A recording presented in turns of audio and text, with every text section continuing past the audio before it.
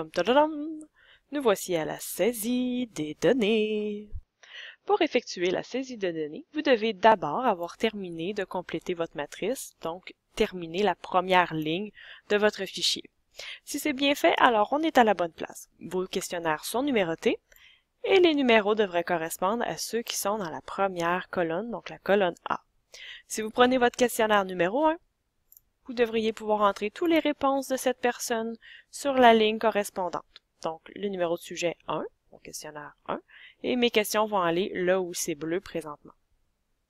Remarquez bien que sur la ligne du sujet numéro 1, j'ai une petite colonne grise ici qui me dit en fait que c'est la deuxième ligne. Donc, faites bien attention, ne suivez pas la ligne grise, on ne voudrait pas que vous décaliez. Donc, le sujet numéro 1, le chiffre 1 en blanc. Donc, je prends ce questionnaire-ci et je vais rentrer les réponses du répondant. Donc, à la première question, j'avais un choix ici, dans mon exemple, la question sexe, j'avais deux choix de réponse.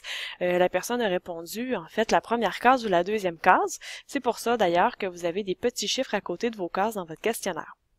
Donc, je vais rentrer la réponse de façon numérique. Je vais rentrer, par exemple, si sa réponse est 1, je vais inscrire 1. Peu importe quelle était l'étiquette de 1, que ce soit masculin ou féminin, sa réponse était la 1. Donc, vérifiez en équipe que vous avez bien compris les choix de réponse de la même façon. C'est assez simple étant donné que la majorité du temps, on suit les chiffres qui sont déjà dans le questionnaire, mais il arrive des moments où ces chiffres-là ne sont pas utiles, comme par exemple si vous aviez fait une liste d'éléments et que vous aviez demandé aux gens de cocher autant d'éléments qu'ils voulaient dans la liste. Donc là, vérifiez que vous vous entendez bien entre vous sur comment vous rentrez ces réponses-là, quels sont les choix de réponse que vous allez accepter. Une fois que c'est fait, il vous reste simplement à rentrer les réponses de façon numérique.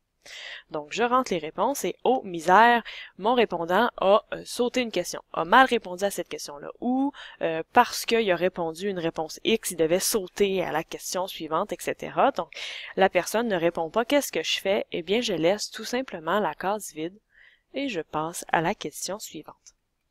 Pourquoi? Parce que la personne m'a tout simplement pas émis d'informations pour cette question-là, donc il serait inutile que cette case-là contienne quelque chose. Dès que je rentre un élément, c'est parce qu'il y a une information qui a été donnée. Donc je rentre l'ensemble de mon questionnaire, et une fois que j'ai terminé, je peux passer au suivant, donc au questionnaire numéro 2.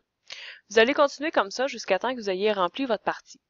Sachez que beaucoup de gens aiment bien travailler à deux, donc une personne qui entre les données, et une personne qui lit les données, donc une personne qui prend le questionnaire et qui dicte à l'autre quoi rentrer. Vous pouvez aussi le rentrer seul, donc prendre un questionnaire et le faire tout seul. Par contre, voici le point, quand on est deux, on fait 2 fois moins d'erreurs. Donc pensez à ça. C'est pas vrai que c'est nécessairement plus vite de le faire tout seul parce que souvent, les gens vont prendre plus de temps pour commencer pour être sur 2 et donc à 2, ça revient à une vitesse très acceptable. Une fois que ça sera complètement terminé, vous allez pouvoir copier vos réponses et les coller pour avoir toutes les réponses de tout le monde dans le même fichier. Et c'est un simple copier-coller.